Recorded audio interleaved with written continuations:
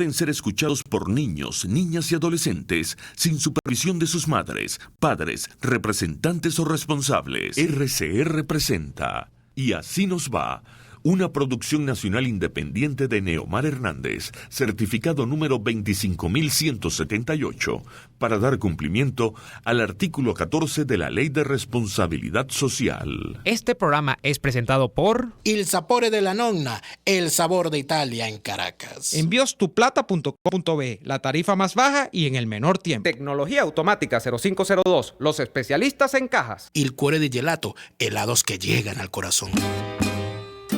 Los sube y baja de la economía y la política. Los que dicen y no hacen. Los que se contradicen. La actualidad más candente. Lara y Hernández ya están aquí. Ellos no saben nada y así nos va. Conciudadanos, bienvenidos a una nueva emisión de su programa favorito de esta hora. Damos comienzo a una nueva jornada de lucha por la opinión libre y la información transparente a través de los micrófonos de su RCR 750 AM, donde lo bueno une. A partir de este momento, como todos los días, nuestro saludo llega a ustedes gracias al trabajo de Jaime Nestares en la gerencia general de la estación, en la gerencia de producción Wilix Arcaya, en la producción Carla Sons, en los controles Gregorio González y acompañándoles un rato Daniel Lara Farías y quien les habla Neomar Hernández.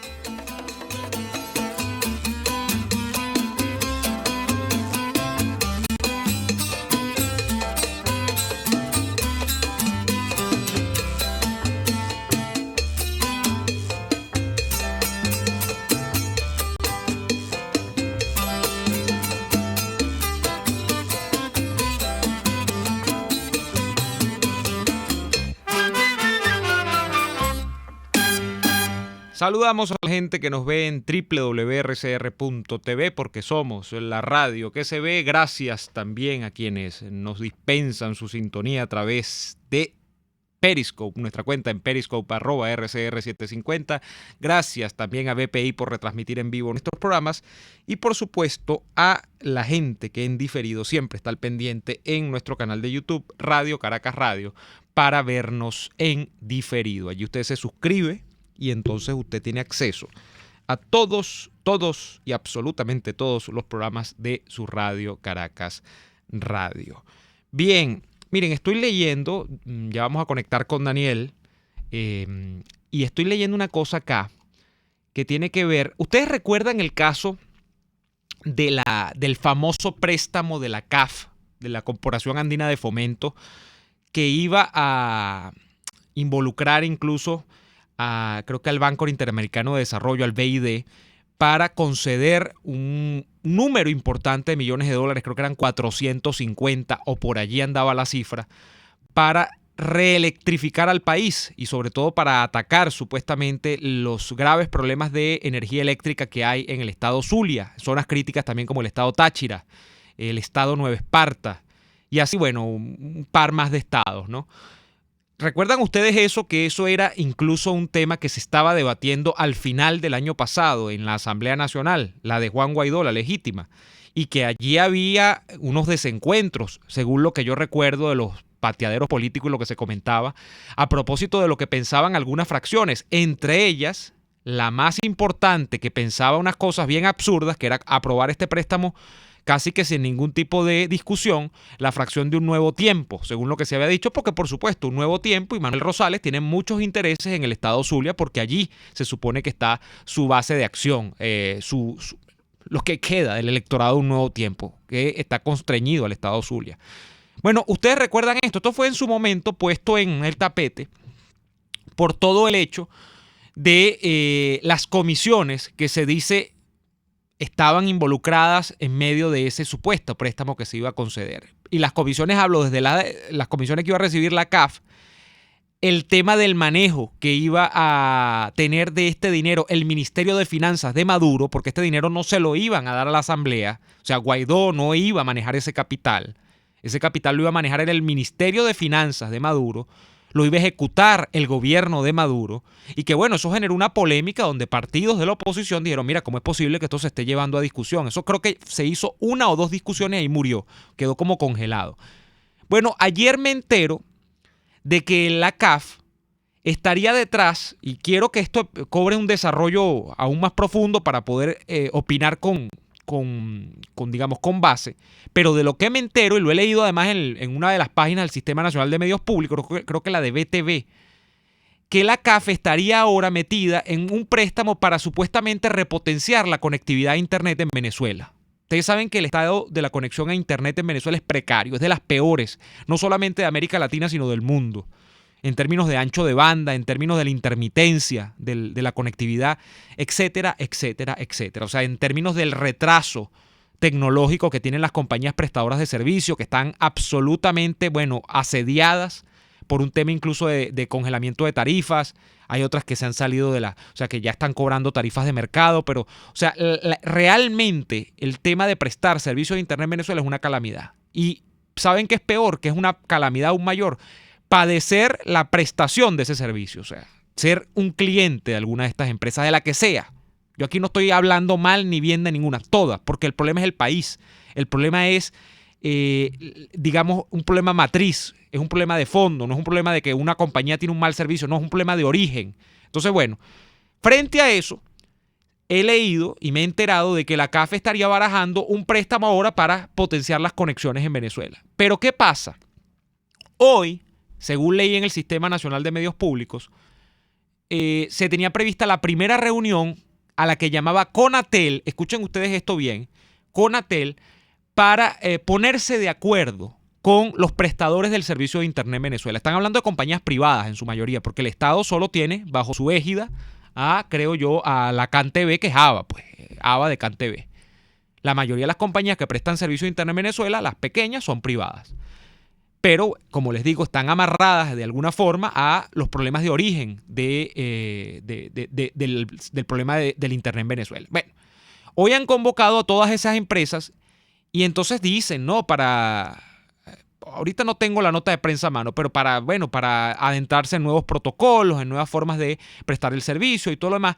Pero, el tema de fondo es que están pensando pasar de una vez por todas, que yo pensaba que eso era así ya, pero parece que no, todos los puntos de conexión que hay de Internet en Venezuela a una señal exclusiva matriz manejada por el Estado venezolano.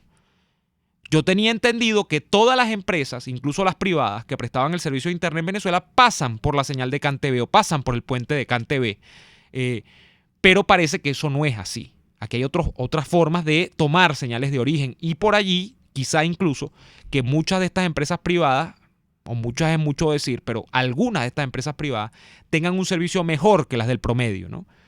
Pero el tema es que eso se está barajando y aquí no es un tema de ver si lo van a poner más caro o más barato la mensualidad del Internet, que podría ser un tema para mucha gente. Estamos hablando del uso político que se le podría dar a el tema de la conectividad en Venezuela, porque manejando ahora sí de una vez por todas las señales de conectividad a Internet en Venezuela, bueno, el Estado chavista la tendría mucho más fácil para censurar la información.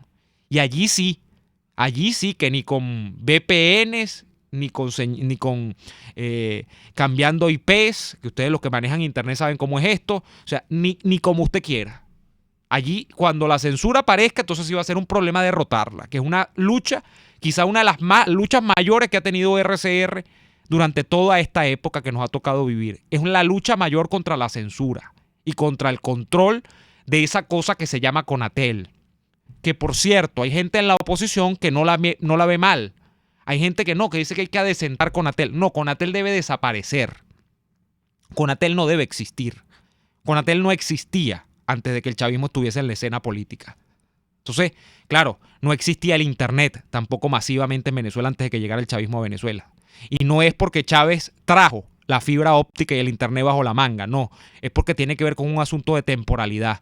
En los años 90 el Internet era una cosa incipiente, no solamente en Venezuela, sino en el mundo. Pero Venezuela llegó a tener en su momento, a finales de los 90, el desarrollo de la mayor penetración de Internet en América Latina, o uno de los desarrollos de penetración de Internet más altos de América Latina. Bueno, al día de hoy ustedes saben cuál es el estado. Incluso un ejemplo perfectamente graficable de la tragedia de Internet en Venezuela es los problemas que tenemos nosotros para transmitir acá todos los días en vivo y que ustedes nos reciban con claridad. Bueno, esto, repito, está en ejecución, es un problema que hay que tener en la vista. El tema de que ahora la CAF, yo entonces no entiendo si es que la CAF es sorda, es ciega, es muda, o es que es todo un tema de negocios.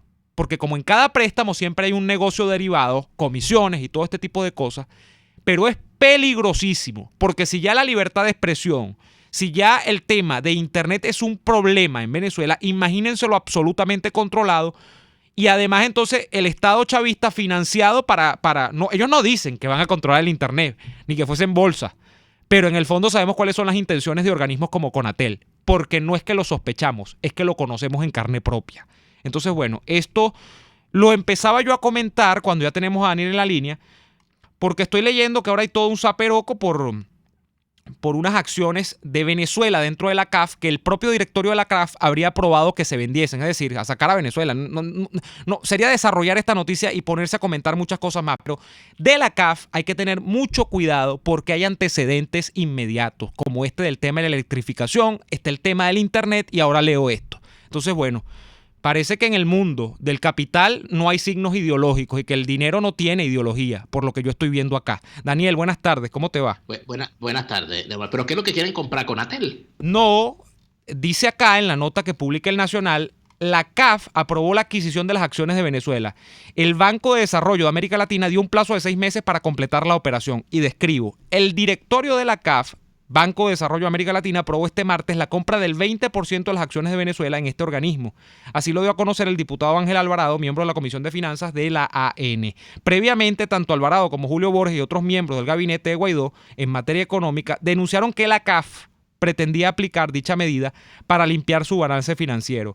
Pese a los llamados de la comunidad internacional a que se opusiera a la venta de acciones de Venezuela, finalmente el directorio aprobó comprar las acciones venezolanas como mecanismo para saldar sus deudas.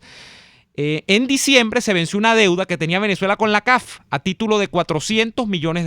Como resultado, cayó la calificación crediticia de la CAF en las firmas de rating de crédito. Bueno, en todo caso, Daniel, yo comentaba esto. El caso es una operación, claro, lo que entiendo entonces que es una operación de legitimación de deuda, es decir, que como Venezuela no puede pagar su deuda a la CAF, la CAF entonces requiere comprarla, porque la CAF es una corporación de la cual son accionistas varios países, incluyendo Venezuela. Entonces, lo que quiere hacer la CAF, como Venezuela cayó a nivel de morosidad, se entiende que esa morosidad le causa a la CAF una pérdida de puntos frente al sistema de crédito internacional, porque entonces aparece la CAF con un balance de números rojos en su balance, valga la redundancia, pues tiene una deuda que no se salda.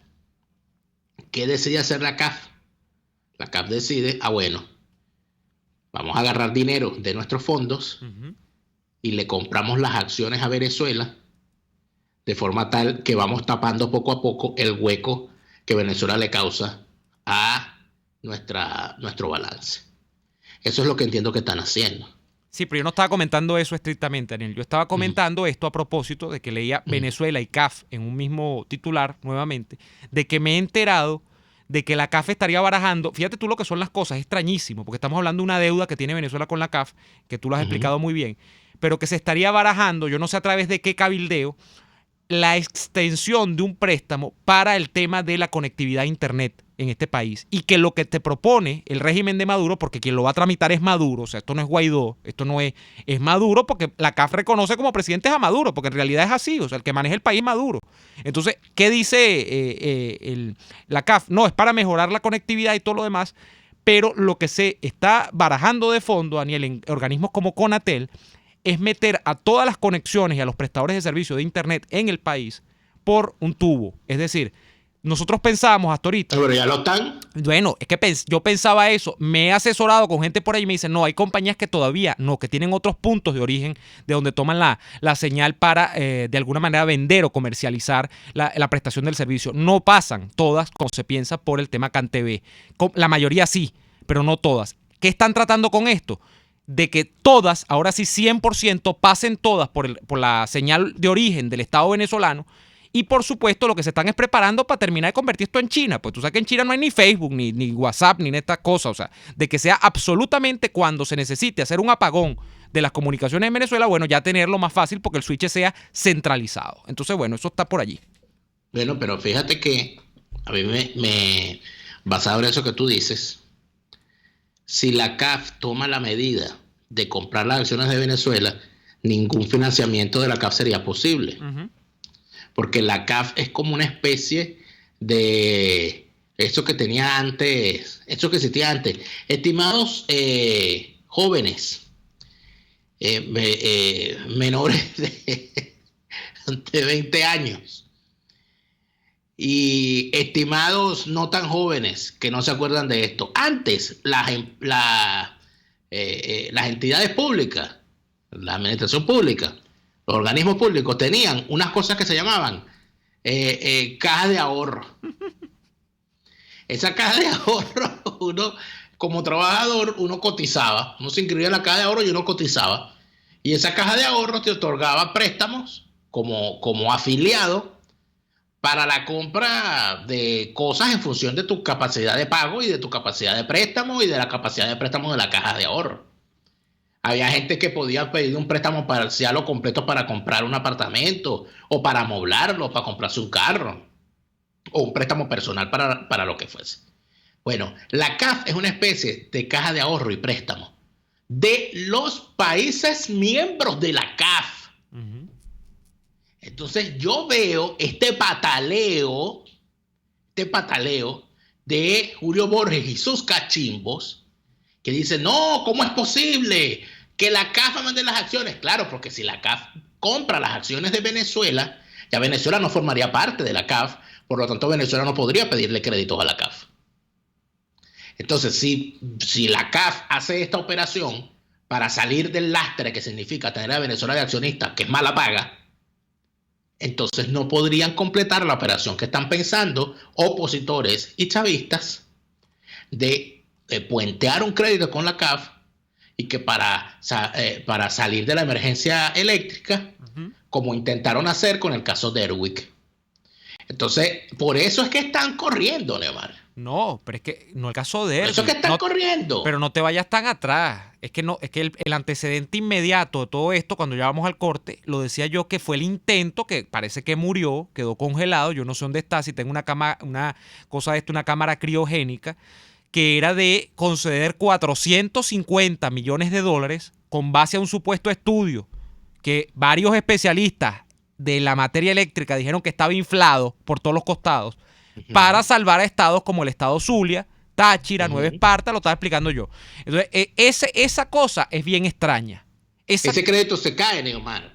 Uh-huh. O sea, esa operación que ellos estuvieron vendiendo hace unos meses, ¿verdad? Esto fue a finales del año pasado. No, tenemos este informe y la CAF lo puede financiar. Uh-huh.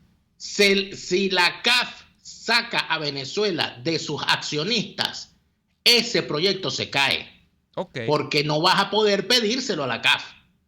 Uh-huh. ¿Me explico? Por eso es que a mí me extrañó tanto cuando esta mañana vi el revuelo, porque en Unión Radio, emisora, un saludo a la gente de Unión Radio, si alguien se lo puede hacer llegar, que todavía, a casi un año del cierre de Radio Caracas Radio, todavía no le han informado a sus oyentes que la emisora fue cerrada por el régimen. Todavía. Yo no sé si es que no lo saben, por favor, alguien se los puede hacer llegar de mi parte, gracias. Bueno, en Unión Radio esta mañana estaban entrevistando a este diputado Ángel Alvarado, que yo no lo conocía, no sé de qué partido es. Primera Justicia.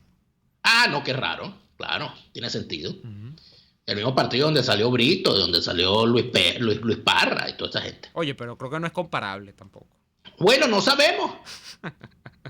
No sabemos, amigo. No sabemos, porque estos tipos son sorpresivos, pero tenemos que ir al corte comercial, ¿no? Ya, porque ya me estás haciendo molestar. Sí, sí, no, y arrancar molesto y rabiando no es la idea. Sí. Vamos a ir al corte. Vamos a ir al corte. Vamos al corte, chicos. Ya venimos.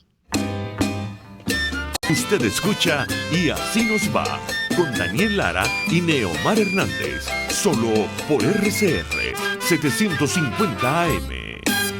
Puedes seguirnos en nuestras redes sociales. En Twitter, @RCR750, la radio que se ve. Luego de un buen almuerzo, lo mejor es comerse un postre. Prueba las deliciosas tortas que te ofrecen en Il Sapore de la Nonna. La de la casa, cargada de ese sabor a chocolate oscuro que tanto te gusta. El cremoso tres leches o la torta de zanahorias. Y pregunta por el delicioso café de Il Sapore de la Nonna. Si dices que vas de nuestra parte, te regalan un café. Visítalos en la Avenida Victoria, diagonal a la bomba de gasolina Guayana.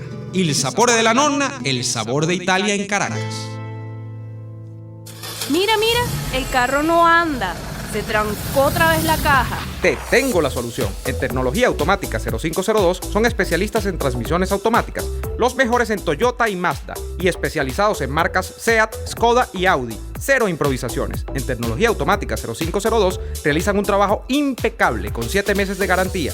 Visítalos en la zona industrial de Lebrún o contáctalos a través del 0212-256-6070. Tecnología Automática 0502, los especialistas en cajas.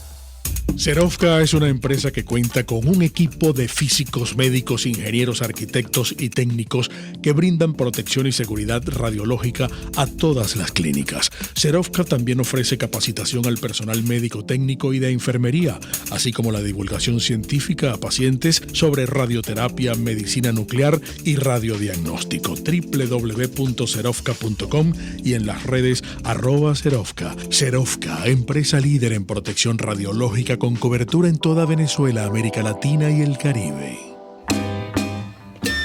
Les estamos presentando Y así nos va, cuando se tiene algo que contar, con Lara y Hernández, solo por RCR 750 AM. De vuelta en Y así nos va, y tenemos con nosotros el día de hoy, es un gusto tenerlo nuevamente de vuelta en Y así nos va, al ingeniero Juan Fernández. Juan Fernández, muy conocido por ser líder de la gente del petróleo por muchos años, actualmente en el exilio. Juan, bienvenido, buenas tardes. Buenas tardes y muchas gracias por esta oportunidad de nuevo y compartir con ustedes, que sé que hay muchísima gente que todos los días los ve y los escucha y sus reflexiones son siempre muy importantes. Gracias, Juan. Muchas gracias, Juan. ¿Sabes que estábamos hablando hace rato, Juan, de un tema que sabemos no es tu especialidad, a pesar de que es también dentro de la rama de la energía? Pero estábamos hablando del tema de la búsqueda que el régimen y algunos opositores además tienen de créditos para solventar la llamada emergencia eléctrica, ¿no? Y uno ve además y escucha, ¿no?, hablar mucho de la situación. Bueno, está en emergencia todos los sectores de Venezuela. Sí. Y uno se pone a echar la vista atrás y uno recuerda lo que eran las cuantiosas inversiones que Venezuela hacía a través de sus propios ingresos, o inclusive de la iniciativa privada, porque la electricidad de Caracas era una empresa privada. Correcto. Para tener el sistema eléctrico que teníamos. Esto de que Venezuela dependa para poder volver a arrancar de alguna manera PDVSA, para poder arrancar la CanTV, para poder arrancar el sistema eléctrico nacional. Cuando PDVSA iba a hacer alguna inversión de este tipo, ¿de dónde salía ese dinero? O sea, tenía que estar PDVSA mendigando dinero en entidades crediticias en el mundo. ¿O cómo era la cosa, que tú recuerdes? O sea, esto, porque yo siento que esto, no sé, yo no recuerdo que antes, cuando PDVSA fuese a lanzar un gran proyecto, andáramos por el mundo pidiendo limosna, ¿no? No, efectivamente, Daniel, fíjate, lo que hizo Petróleos de Venezuela en su oportunidad fue, primero, había un esquema legal que tenía una cosa que se llamaba el aporte legal a PDVSA, que era el 10% del flujo de caja neto que le quedaba a PDVSA, que era un monto de dinero que iba para las inversiones. Eso era una obligación que se había comprometido el Estado venezolano. Y eso generaba el autofinanciamiento de las actividades de la industria. Cuando ese 10% de aporte legal desaparece por las circunstancias de cambio en la ley, entonces a PDVSA le quedaba, digamos, dos opciones. Tenía recursos de su flujo de caja, luego de pagar todas las cosas que le pedía y que requería a través del accionista el gobierno nacional, e ir al mercado internacional a financiarse. Y recuerdo que en muchísimas oportunidades que estuvimos en el mercado internacional, las condiciones financieras de PDVSA inclusive llegaron a ser mejores que las de la República, Eso significaba que había un apetito por invertir y por financiar las actividades de Petróleos de Venezuela. En el momento en que salimos de Petróleos de Venezuela, la deuda estaría alrededor de unos 7.000 millones de dólares, hoy es de cientos de miles, y las condiciones que se hacían, sobre todo en términos de energía, porque eso es aprovechando rápidamente lo que acabas de mencionar. Yo creo que una de las cosas que tenemos que pensar los venezolanos es cómo vamos a cambiar este modelo de país, ¿no? Y en el sector petrolero yo creo que hay que enfocarlo desde el punto de vista energético, como lo está haciendo todo el mundo. Y tenemos que integrar lo que es el negocio petrolero, el negocio del gas con la producción de electricidad, y luego, bueno, que ese esquema esté en un sistema de apertura total para que la iniciativa privada nacional e internacional pueda participar y ser competitivo. Los monopolios del Estado realmente no funcionan, y ya lo estamos viendo con lo ocurrido lamentablemente en nuestro país. Juan, ¿cuál es la radiografía real del caso PDVSA en términos de las últimas sanciones de los Estados Unidos en materia petrolera que se han producido? Y explico. Por ejemplo, nos enteramos de lo de Rosneft Trading, que de alguna manera sabíamos que terciaba o intermediaba la venta de petróleo venezolano en mercados como la India, que terminaron siendo los más importantes después de que Estados Unidos dejó de comprar barriles de petróleo venezolano, y que bueno, que también es cierto que no es la primera vez que es sancionada dentro de los Estados Unidos, entiendo, pero y además nos hemos enterado esta semana, comenzando, que una empresa, por ejemplo, esto me parece muy importante, una empresa que transportaba petróleo, una empresa creo que de capital de Singapur, ha decidido, y lo ha hecho público, no tratar más con Rosneft Trading, que era con quien trataba para el tema del petróleo venezolano. ¿Realmente el petróleo venezolano se está quedando trancado o sigue saliendo, Juan? Porque se dice que hay no sé cuántos barriles, millones de barriles de petróleo acumulados acá, porque no hay sitios del mercado internacional donde ponerlos por todo el tema de las sanciones. ¿Cuánto esto es verdad, cuánto es mentira? Bueno, vamos a tratar de aclarar un poco las cosas, ¿no? Bueno, fíjate, efectivamente, Rosneft Trading es esta empresa comercializadora del grupo Rosneft. Es que se encarga de comercializar, su sede, como muchas de estas empresas de trading, está en Suiza, y eso fue un mecanismo que utilizó y que todavía sigue utilizando PDVSA, pues recordemos que hay un lapso de tiempo hasta el mes de mayo, para esquivar las sanciones y colocar volúmenes de petróleo a través de sus ventas como tú acabas de decir, en los mercados de el Asia, en Singapur, en Malasia, en China, por cierto, en un corredor de refinadores privados que se llama Shandong, que por cierto ahora tiene bastantes dificultades, además del problema del coronavirus, financieras, y luego también empresas relacionadas con el grupo Rosneft, como es otra que se llama TNK Trading, que también pertenece a este grupo. Esas empresas hacían las colocaciones que no podía hacer PDVSA, le transferían la carga en los muelles venezolanos y a través de las operaciones de trasiego estaban llevando, ya digo, crudo a estos mercados en el Asia, ¿no?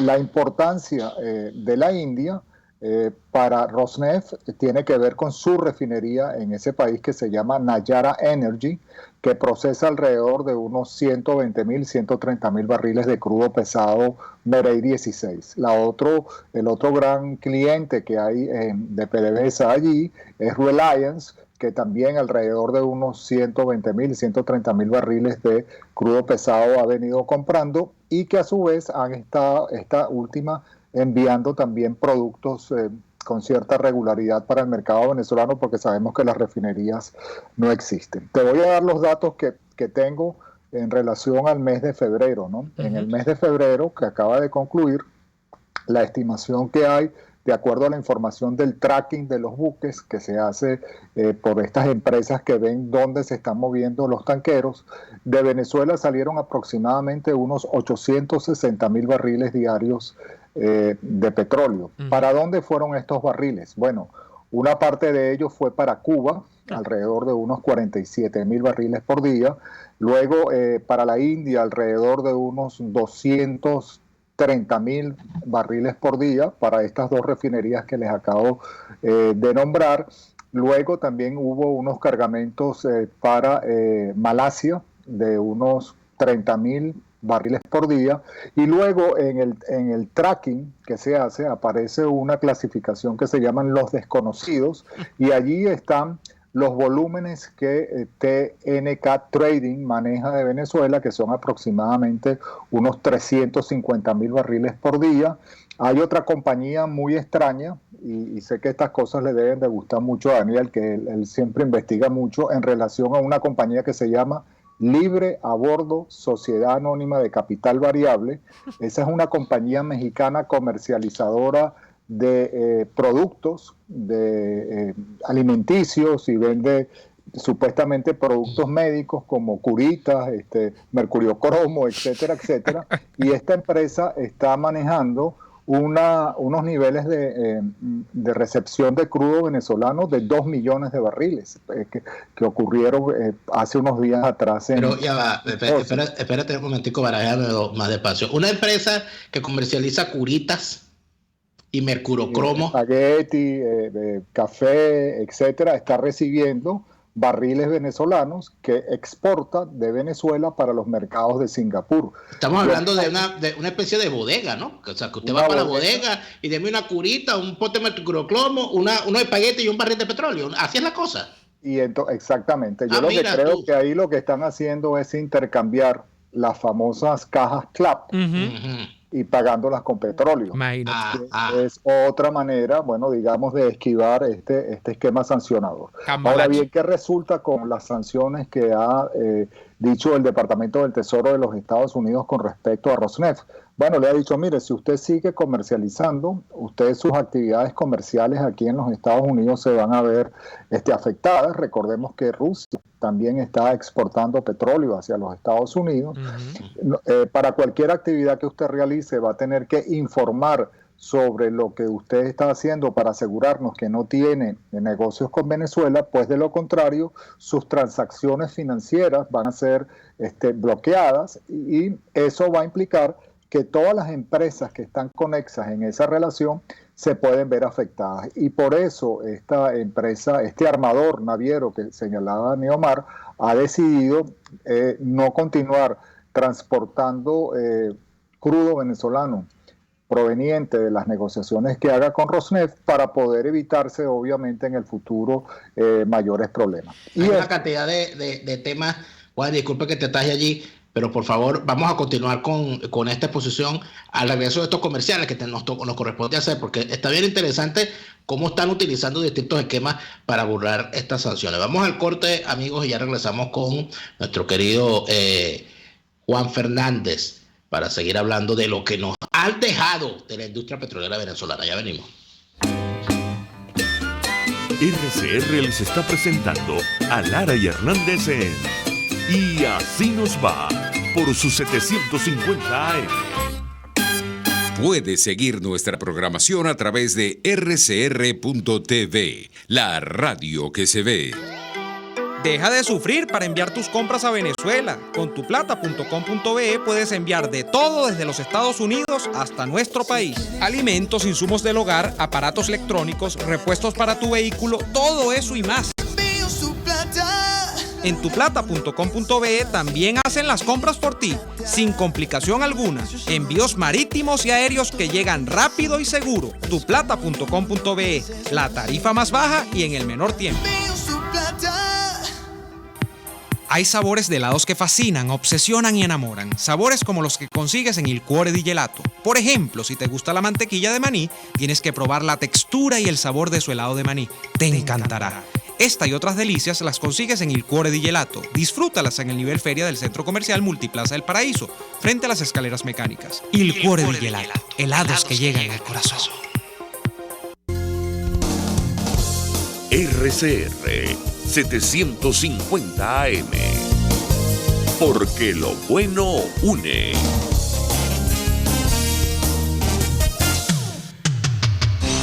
Antes de empezar el día, entérese de lo que acontece en el país junto a Pedro García Otero en Titulares de la Mañana. De lunes a viernes a las 6:30 de la mañana. Acompáñelo y empiece su día bien informado. Titulares de la Mañana con Pedro García Otero. solo por RCR 750 AM, porque lo bueno une. Estamos escuchando Y Así Nos Va con Nara y Hernández por RCR 750 AM. De vuelta en Y Así Nos Va. Y otro aspecto importante en estos días que han pasado, Juan, estamos con Juan Fernández el día de hoy, tiene que ver, bueno, hay varias cosas. Desde el tema de una bola, a propósito de someter a empresas internacionales un proceso hacia la privatización de PDVSA, que eso ya es otro tema grandísimo, y que creo que se ha quedado un poco en el tintero después de todos estos días, pero hay otro que no se ha quedado en el tintero y que tiene que ver con actuaciones ya reales, cosas que se han producido y están vinculadas a la reestructuración de la Junta Directiva de PDVSA. Bueno, de hecho nos hemos enterado que hace 2 días, creo, pusieron presos a 2 caballeros que eran gerentes de PDVSA. Y decir gerenciar es decir demasiado, pero yo creo que sobre lo que se hace sobre PDVSA al día de hoy, yo creo que no llega ni a supervivencia, o sea, porque la industria todos sabemos cómo está. Pero Juan, en este proceso, que además compagina y complementa lo que había hecho Maduro el fin de semana, nombrando creo que a 4 encargados allí importantes en un proceso que se dice que encabeza Tarek El Aizami, ¿qué crees que está pasando realmente dentro de PDVSA? ¿Crees que Maduro está destinado a tratar de rescatar lo que queda de PDVSA o estos son cambios cosméticos de estos típicos dentro de las administraciones comunistas para hacerle creer a la gente que se está haciendo algo y no se está haciendo nada? Yo creo más en lo segundo que acabas de mencionar que lo primero, porque cuando uno hace un escrutinio, ¿no?, de las personas que han sido nombradas en esa junta reestructuradora, incluyendo a Asdrúbal Chávez, que por cierto tiene un pasado bastante oscuro, ¿no?, en las transacciones que ha hecho en PDVSA y que le fue negada su visa aquí en los Estados Unidos y tuvo que salir corriendo como presidente de Citgo, es que ninguno de ellos conoce realmente del negocio. Vladimir Padrino no conoce del negocio petrolero. Quevedo es mejor que evidente lo que ha ocurrido.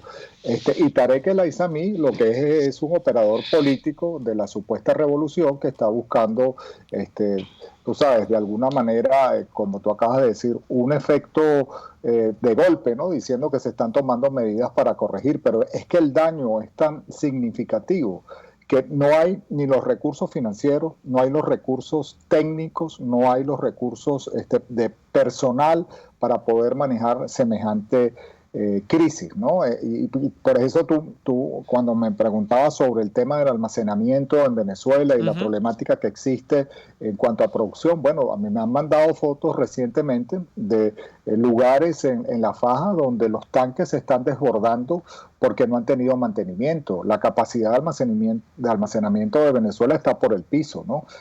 Porque no se han hecho las inversiones requeridas para esto. Entonces, aquí lo que pareciera es que esto va a ser una excusa para seguir otorgándole a los aliados políticos, en este caso a los rusos principalmente, pues mayores concesiones en la actividad petrolera y por lo tanto de esa manera mostrar que se está haciendo un esfuerzo para rescatar la industria petrolera, pero realmente lo que se está haciendo es entregándola a otros porque no hay la capacidad interna para poder generarla. Y además, bueno, estos regímenes siempre han sido de esa índole, prefieren que esté en manos de un aliado o amigo que esté en manos de otros, inclusive de los nacionales, pues que saben que con eso no van a poder, digamos, ejercer esa influencia que hoy en día tienen. Y además me imagino que los rusos, ¿no?, estarán exigiendo esas condiciones mínimas para que esto ocurra. Esas 2 personas que fueron detenidas, a mí me parece que son simplemente como el chinito de Recadi, ¿no? Porque el tema de la corrupción en Petróleos de Venezuela, incluyendo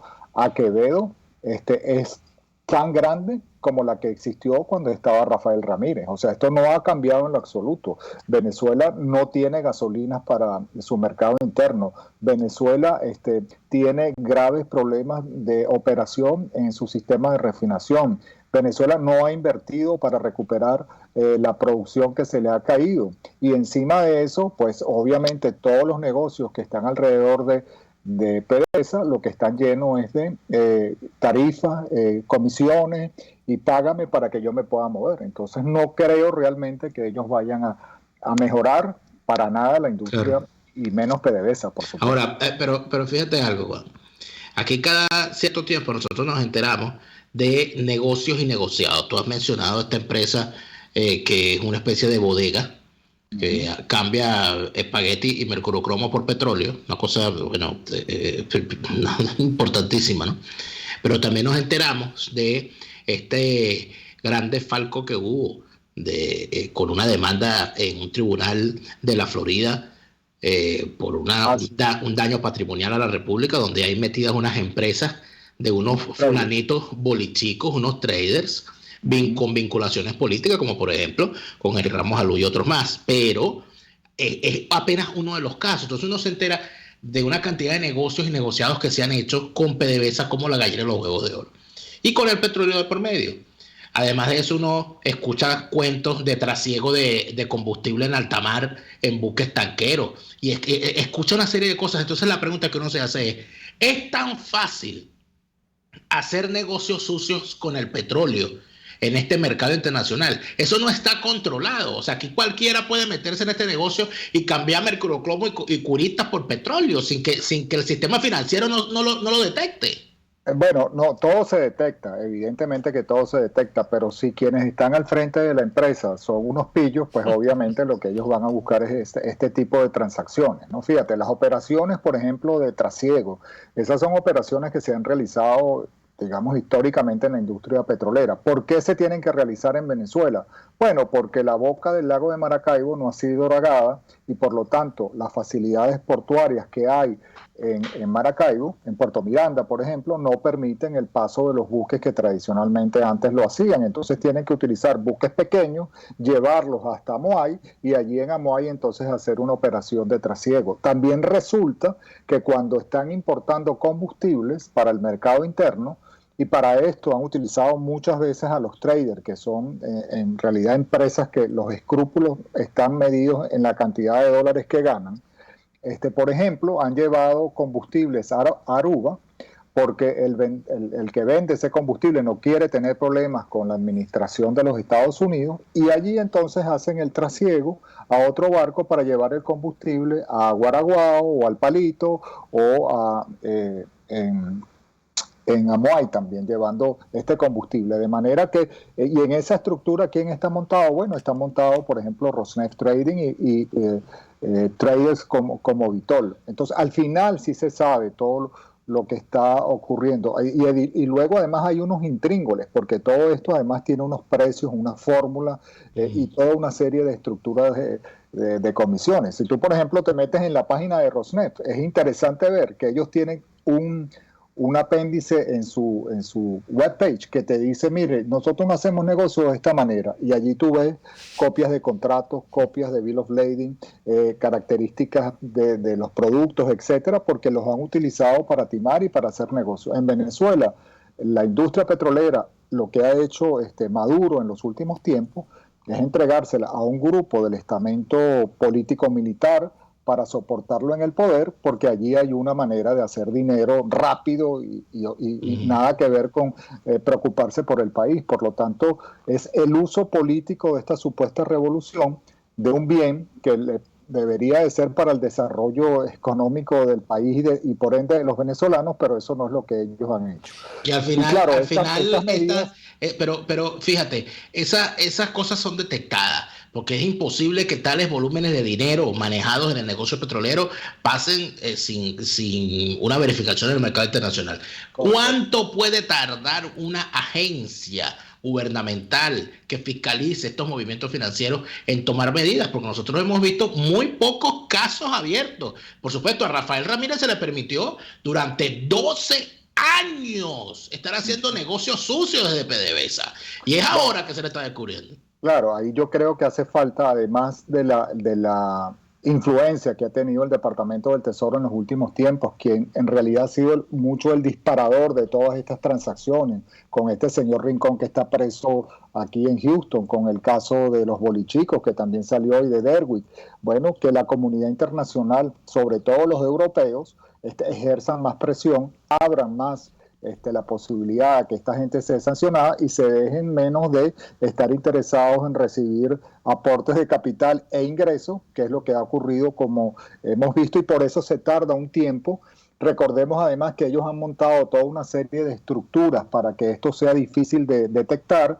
Sabemos que durante un tiempo estuvieron comprando, por ejemplo, empresas que estaban cuasi quebradas, y de esta manera estar limpiando y detectar todo ese proceso requiere de lo que llaman, tú sabes, casi como que unas pericias, como si estuvieses haciendo una autopsia financiera de lo que hicieron, pero al final todo esto se va a saber y desafortunadamente para nosotros los venezolanos, bueno, la revolución ha permitido que la corrupción sea el pan nuestro de cada día, porque con eso esta mafia que está desgobernando el país, pues tiene la manera de someter a aquellos que estén alrededor de ella, para decirles, si usted sale a la calle, miren lo que le va a pasar, porque yo sé lo que usted hizo, usted es parte de todo este robo, y por eso vemos que al final es como una guerra entre bandas, que es lo que ahora está pasando. ¿Cómo es posible que luego de todo el tiempo que lleva Quevedo al frente de PDVSA, ahorita tengan que nombrarle a alguien por encima para reestructurar,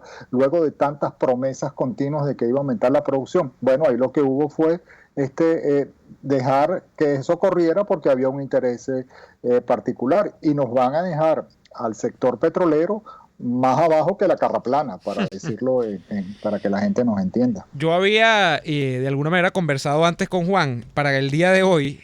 Básicamente nuestra idea era ver, porque yo traje a la conversación esta semana el tema de qué hacer el día después, ¿no? Con el tema de PDVSA. Yo decía que Juan tenía una de las propuestas, y Juan lo había explicado antes, creo que en el programa, y de hecho lo ha explicado por escrito en sus artículos, que no implica necesariamente romper, o sea, que PDVSA sea desaparecida en una administración sucesiva a la que vaya a ocupar el poder luego de que salga Maduro. Pero creo que si vamos a ir a la pausa, Juan, y a la vuelta, porque quedan muchas cosas. Por ejemplo, el tema de las otras empresas internacionales, no solamente la rusa, Rosneft, que todavía tienen operaciones en Venezuela, el tema de Eni, italiana, de Repsol, que sigue con muchas inversiones en la faja petrolífera, según entiendo. Bueno, varían los volúmenes de una a otra. El tema de la propia Chevron, que le han aprobado hace unos meses, creo, hace un par de semanas, una nueva licencia para seguir operando en Venezuela. Pero me interesaría, a la vuelta del corte, más que eso, el tema de la propuesta, reafirmar esa propuesta que tú tienes, que no pasa, entiendo, solamente por el hecho de que PDVSA sea absolutamente desaparecida, sino que qué hacer con PDVSA después de todo este desastre donde incluso la producción ha caído a mínimos históricos. Vamos a ir a la pausa y ya venimos con más de Juan Fernández acá en Y Así Nos Va. Escuchamos Y Así Nos Va con Lara y Hernández, porque la realidad no se tapa con un dedo, solo por RCR 750 AM. Sintonícenos a través de Periscope, @RCR750, la radio que se ve. Oh, el risotto, qué invento más maravilloso. Y en Il Sapore della Nonna te ofrecen los más deliciosos, los mejores, como el risotto caramelizado, acompañado de trozos de pollo, camarones, tocineta y una salsa de caramelo para chuparse los dedos. O el risotto di Baio, con queso fresco, lomito, y una salsa al pesto que te dejará sin palabras. Solo en Il Sapore della Nonna. Visítalos en la Avenida Victoria, diagonal a la bomba de gasolina Guayana. Il Sapore della Nonna, el sabor de Italia en Caracas. Deja de sufrir para enviar tus compras a Venezuela. Con tuplata.com.be puedes enviar de todo desde los Estados Unidos hasta nuestro país. Alimentos, insumos del hogar, aparatos electrónicos, repuestos para tu vehículo, todo eso y más. En tuplata.com.be también hacen las compras por ti, sin complicación alguna. Envíos marítimos y aéreos que llegan rápido y seguro. Tuplata.com.be, la tarifa más baja y en el menor tiempo. ¡Qué fastidio!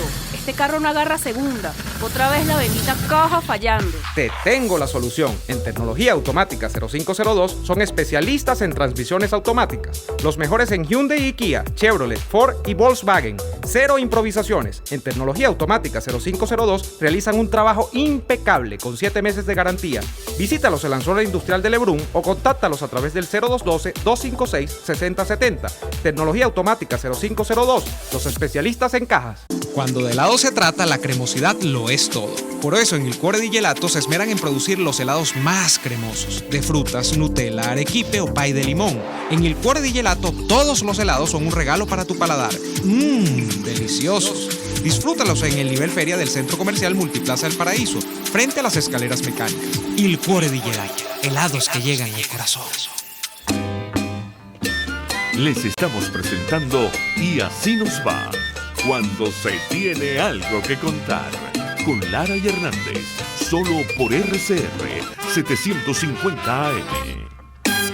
Bien, de vuelta en Y así nos va. Juan Fernández, a PDVSA la vamos a rematar, es decir, PDVSA solo tiene como salvación el camino de la privatización, a PDVSA se le tiene que poner a competir siendo una empresa estatal, con otras empresas privadas que se involucren dentro de una actividad que ya desmonopolizaría el uso de la renta petrolera, es decir, ya no sería un tema del Estado venezolano nada más, sino que competiría con privados.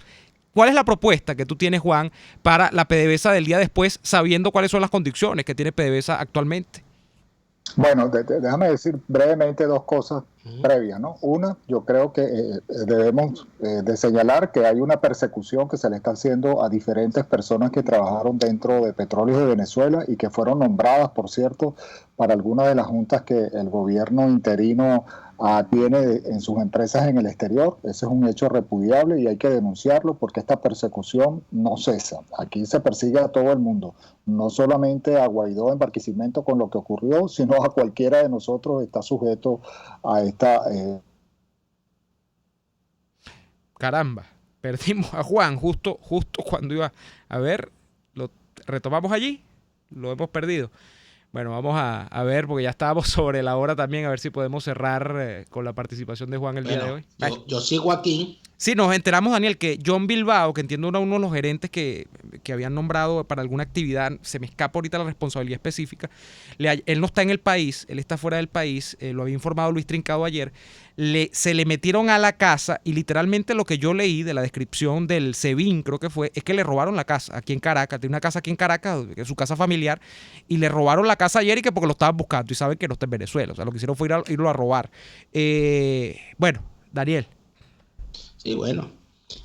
Lo que decía Juan Fernández, lamentablemente lo perdimos, sí. Es una realidad. Es una realidad. La persecución es contra todo. Lo que pasa es que también hay gente que no entiende las responsabilidades en las que se meten cuando dicen que sí. Uh-huh. Hay gente con prestigio que acepta unas responsabilidades sin revisar bien la letra pequeña de la responsabilidad que están aceptando.